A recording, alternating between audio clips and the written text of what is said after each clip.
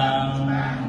ពីរបស់ព្រះអរហន្តទាំងឡាយថាសង្ខារទាំងពួងមិនទៀងទេមានកិរិយាកើតឡើងនិងកិរិយារលំទៅវិញជាធម្មតាឡើងហើយតែរលត់ទៅវិញលោកតែរំលងនៅសង្ខារទាំងឡាយបានទៅនាំមកនៅសេចក្តីសំអំពីសូត្រទាំងឡាយជារឿងត្រេកអររបស់ជនអ្នកណាមិនមានឧបទេអ្នកនោះមិនមានអ្វីត្រេកអរនឹងគេបានព្រះអង្គត្រាស់ថាអ្នកមានកូនរមែងសោកសៅនឹងកូនទាំងឡាយ